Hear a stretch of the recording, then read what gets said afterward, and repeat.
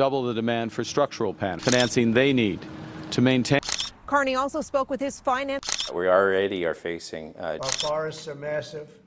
Lumber producers have now handed over to the United States government in duties and accumulated interest. And after all of that, Canada's largest lumber-producing province has decided it has finally had enough. British Columbia, the forestry heartland of the entire country, is turning its back on the American market, and the man leading much of that shift, British Columbia's Forest Minister Ravi Parmar, has said something out loud that would have been almost unthinkable a few years ago. He says the United States can no longer be trusted as the main destination for the province's wood. A couple of things. First, with respect to the wine industry in British Columbia, one of the most remarkable transformations over the course of.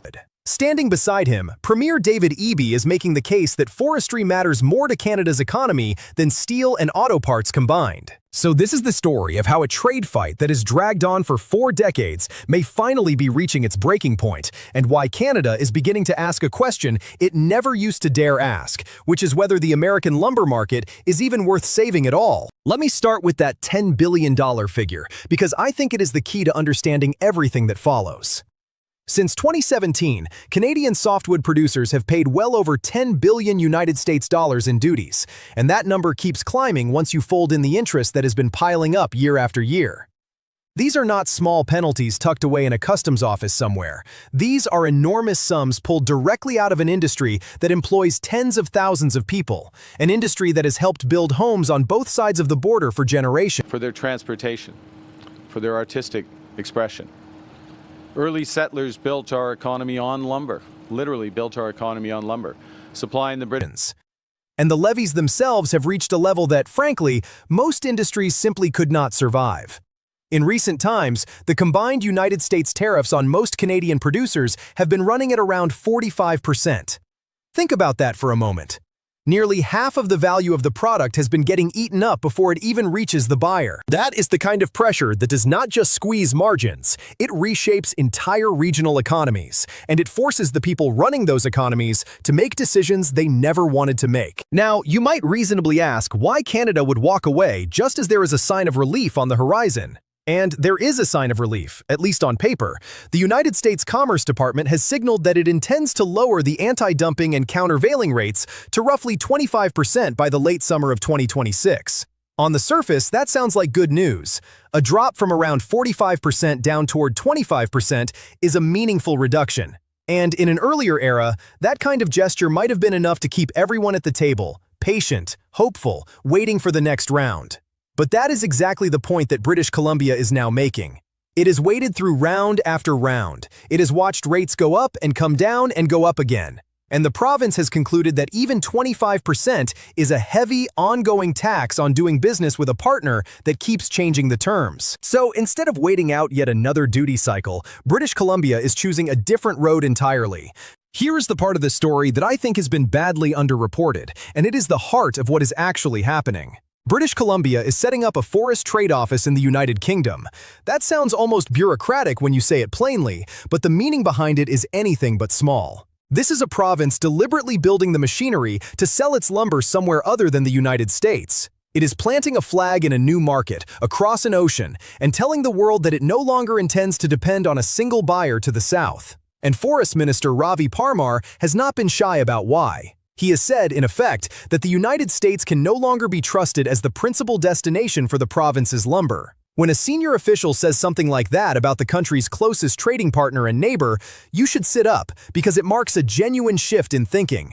This is not a temporary tactic to win a negotiation. This is a province rethinking who its customers should be for the long term. Premier David Eby has been reinforcing that message from the top, and he has been framing it in a way that I think a lot of people outside Canada do not fully appreciate. Eby argues that forestry matters more to Canada's gross domestic product than steel and auto parts do.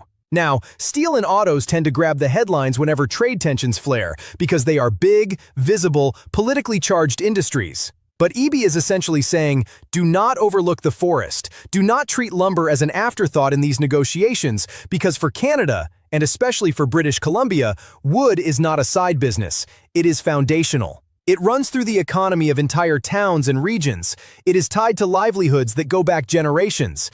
And when the premier of the largest lumber-producing province stands up and says forestry outweighs the industries everyone else is worried about, that reframes the entire conversation about what is truly at stake here. To really grasp why British Columbia has reached this point, you have to understand just how long this dispute has been going on.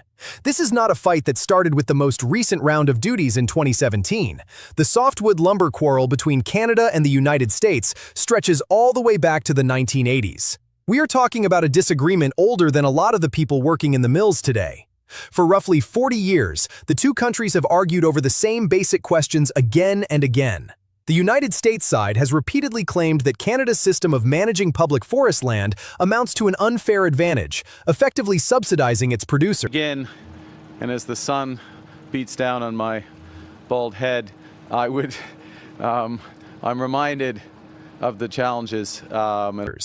The Canadian side has just as consistently rejected that framing and pointed to the many rulings over the years that questioned the American duties. And around it has gone, decade after decade, through different governments, different leaders, different economic climates. When you have been fighting the same battle for 40 years, at some point you have to ask whether you are ever actually going to win it, or whether the fight itself has become the problem. And that is really the emotional core of what British Columbia is expressing right now. There is a kind of fatigue that sets in after 40 years. Imagine building your entire industry around selling to one dominant market, only to spend 4 decades locked in a legal and political struggle over the price of admission to that market. Every few years there is a new investigation, a new rate, a new round of appeals, a new set of duties to pay while the lawyers argue. Canada charges us 250% for our milk product and other product, and a tremendous tariff on lumber and things. It is exhausting, and it is expensive, and it creates a level of uncertainty that makes it almost impossible to plan for the future. So when British Columbia says it is done waiting, what it is really saying is that stability matters. Predictability matters. Being able to look 5 or 10 years ahead and know who your customers are matters. And if the United States can no longer offer that, then perhaps it is time to find partners who can. But let me be very clear about the stakes here, because this is not just an abstract argument about trade policy. This is about jobs and homes on both sides of the border. In British Columbia, the forestry sector has been battered from multiple directions at once.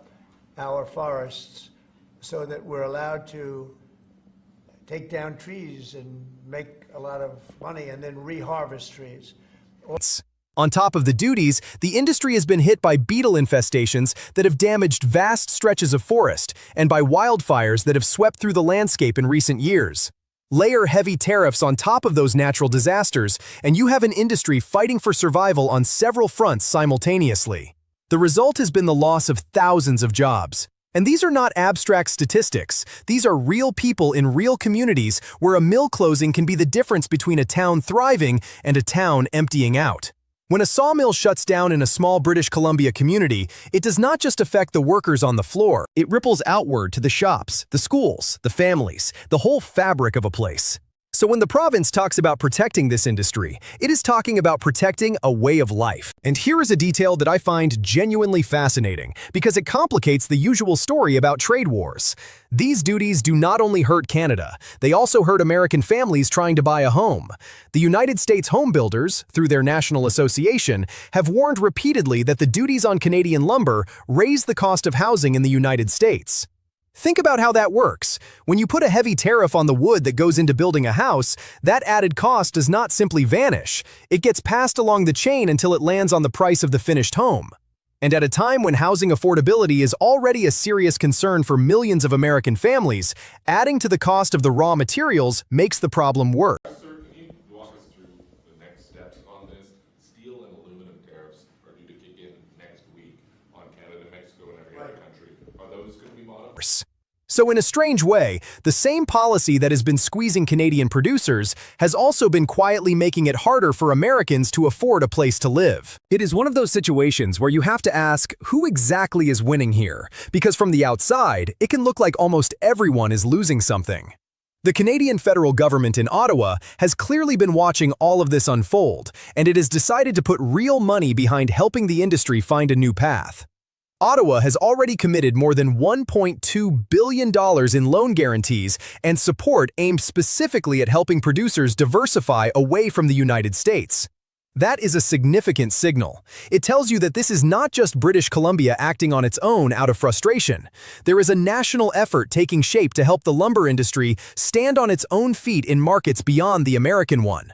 Loan guarantees and support at that scale are the kind of thing that can keep companies alive while they make a difficult transition, and they can give producers the confidence to invest in reaching new buyers overseas. So when you put the provincial trade office in the United Kingdom together with more than $1 billion in federal support, you start to see the outline of a coordinated strategy, not just a burst of anger. We don't need cars from Canada. We don't need energy from Canada. We don't need anything from Canada. So where we can be self-sufficient. Still, I do not want to make this sound simpler than it is, because a strategy on paper and a strategy that actually works are two very different things. The open question hanging over all of this is whether the push into the United Kingdom and other overseas markets can genuinely replace the volume that would be lost by pulling back from the United States. And that is a real challenge. The American market has been the natural destination for Canadian lumber for a very long time, and there are good reasons for that. The two countries share a border. The logistics are relatively straightforward. The demand has traditionally been enormous. Replacing that with markets that are thousands of miles away, across oceans, with different building standards and different buyers and different shipping costs is not a small task. Adjust. We look at what we can do for our industry that's most effective. It can be done, and diversification is almost always wise in principle, but it takes time, it takes investment, and it takes patience. So the big practical question is whether the overseas push will actually deliver enough new demand to make up for stepping back from the market next door. Earlier today, I think Donald Trump needs to recognize, and also all of the elected people in the United States of America need to recognize that while this is attacking her. There is also a crucial piece of this involving the broader trade agreement between the countries. The updated North American trade deal, often referred to by its acronym, is the framework that governs a huge share of commerce across the continent, and Forest Minister Ravi Parmar has made it clear that he wants softwood lumber written directly into that outcome. In fact, he has gone so far as to suggest that no deal genuinely succeeds without it. That is a strong position to take, and it tells you how central this issue is to British Columbia's thinking. For years, softwood lumber has been treated almost as a separate track, handled through its own investigations and its own duties, somewhat apart from the main trade agreement. What Parmar is arguing is that this cannot continue. If there is going to be a durable resolution, lumber has to be part of the core deal, not left dangling on the side to be fought over again in the next cycle. From his perspective, leaving softwood out of the agreement would just guarantee that the whole painful process starts over yet again down the road. And I think that demand gets to something important about what British Columbia really wants out of all this. It is not simply that the province wants lower duties. Lower duties would help, of course, but what it truly wants is an end to the endless uncertainty. It wants the rules to be settled and stable so that producers can finally plan for the long term without wondering what the tariff rate will be 2 years from now. Writing softwood into the trade agreements would be a way of locking in that stability. It would take the issue off the table as a recurring weapon, and if that cannot be achieved, then the logic of diversification becomes even stronger, because if you cannot get certainty from your biggest trading partner, then the safest thing to do is to reduce your dependence on that partner in the first place. That is the reasoning that ties the trade office in the United Kingdom together with the demand to include lumber in the agreements. They are two sides of the same strategy. Let me step back for a moment and consider what this means in the bigger picture, because I think it reflects something larger than just one industry in one province. For decades, the relationship between Canada and the United States on trade has rested on a kind of assumption. An assumption that no matter how heated the disputes got, the two countries were ultimately bound together and would always work things out. Canada has traditionally leaned heavily on the American market across many sectors, and that closeness has been seen as a strength. But what is happening with softwood lumber suggests that assumption is being tested in a serious way. When a minister publicly says the United States can no longer be trusted as the main destination for a key product, and when a premier says this industry matters more than steel and autos, and when the federal government puts more than $1 billion behind diversification, you are watching a relationship being reconsidered at a fundamental level.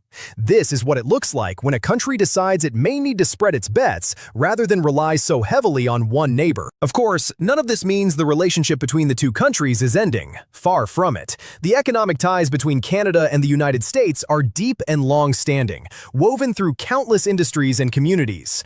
But the softwood lumber story shows that even the closest partnerships can reach a point where one side decides the terms have become too costly to accept. And in a way, that is a healthy thing to recognize, even if it is uncomfortable. Depending too heavily on any single market leaves you exposed. If that market decides to impose duties of 45%, you have very little leverage and very few alternatives. Building relationships with other buyers in the United Kingdom and beyond gives British Columbia options it did not have before. It changes the balance of power in future negotiations, and it means that the next time the United States raises duties, Canada can respond from a position of greater strength because it will no longer be entirely at the mercy of that one buyer. Now, I want to return to the human side of this because it is easy to get lost in the billions of dollars and the percentages and forget who is actually living through all of this. Picture the workers in a British Columbia sawmill who have watched their industry take blow after blow. First the beetles chewing through the forests, then the wildfires, then the duties climbing higher and higher until nearly half the value of their product disappears at the border. For those workers, this is not a policy debate. It is their paycheck, their mortgage, their children's future. And for years, the message they have gotten is essentially to hang on and wait for the next legal ruling, the next negotiation, the next promise that things will get better. So when their own government finally says, "We are going to build you new markets, we are going to help you diversify, we are going to stop putting all our hopes in a buyer that keeps letting us down," I imagine that lands as something close to relief. It is a recognition that the old approach was not working and that someone is finally willing to try something genuinely different. At the same time, I do not want to paint an overly rosy picture because there is real risk in the path British Columbia has chosen. Walking away from your largest market, even partially, is a bold and dangerous move. The United States has been the natural home for Canadian lumber for a reason, and turning toward distant markets means competing against suppliers who are already established there, who already have the relationships and the logistics figured out. British Columbia will be the newcomer in those markets, and being the newcomer is never easy. It will take years to build the kind of trust and the kind of supply chains that make a market reliable. There will be setbacks. There will be moments where the overseas demand does not materialize as quickly as hoped, and where the temptation to crawl back to the American market becomes strong. So, while the strategy makes a great deal of sense on paper, executing it will require patience and nerve, and it will test whether the province's resolve is as firm as its rhetoric. There is also the question of what the United States does in response to all of this. Up to now, the American side has largely set the terms, imposing the duties and adjusting the rates as it sees fit. But if Canada genuinely succeeds in diversifying, if British Columbia really does find robust demand overseas, then the dynamic changes. The United States loses some of its leverage. American homebuilders, who already complain that the duties raise housing costs, might push harder for a resolution if they see Canadian lumber flowing to other countries and becoming scarcer or pricier at home. In other words, the very act of walking away could end up giving Canada more bargaining power than it ever had by staying and fighting. That is the paradox at the heart of this story. Sometimes the most effective way to change a relationship is to show that you are prepared to walk out the door, and British Columbia appears to have decided that it is finally ready to demonstrate exactly that. So, where does all of this leave us, and what should we be watching for in the months ahead? A few things stand out. First, keep an eye on whether softwood lumber actually gets written into the broader trade agreement, because Ravi Parmar has drawn a clear line there, insisting that no deal truly succeeds without it. If lumber ends up included, it would signal a real attempt at a lasting solution. If it gets left out again, expect British Columbia to lean even harder into its diversification strategy.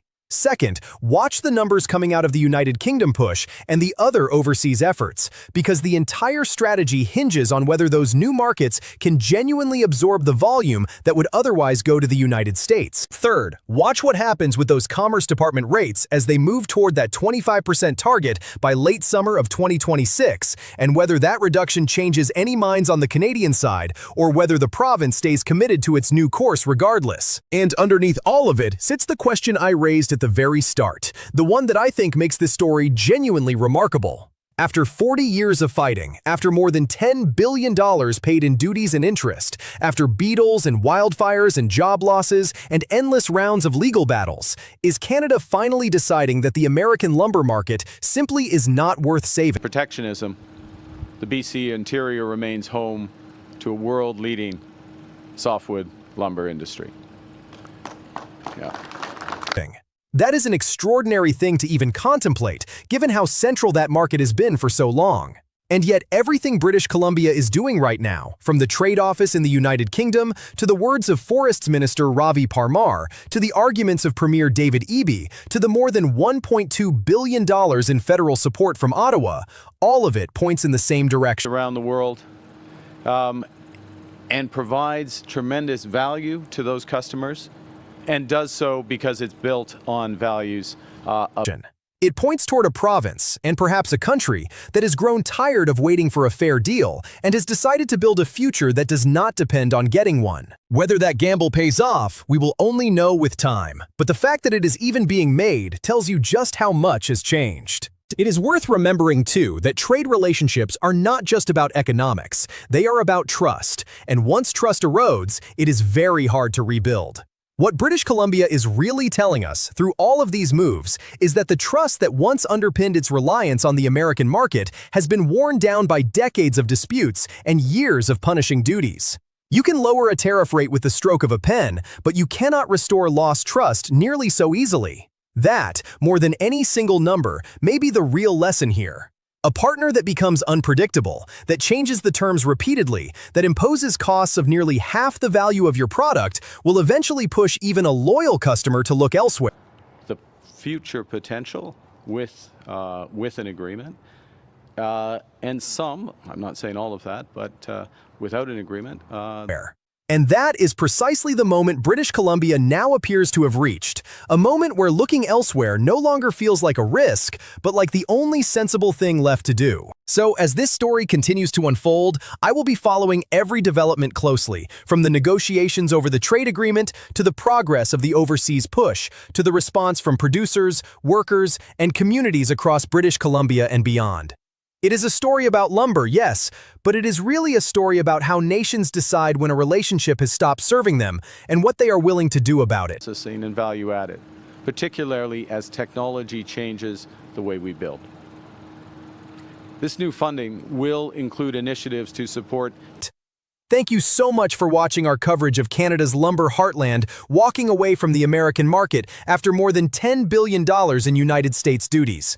If you found this breakdown valuable, please consider subscribing to the channel and turning on notifications so that you never miss our latest reports as this story and others like it keep developing. Your support means a great deal, and it is what allows us to keep bringing you clear, in-depth coverage of the issues that matter. I will see you in the next one.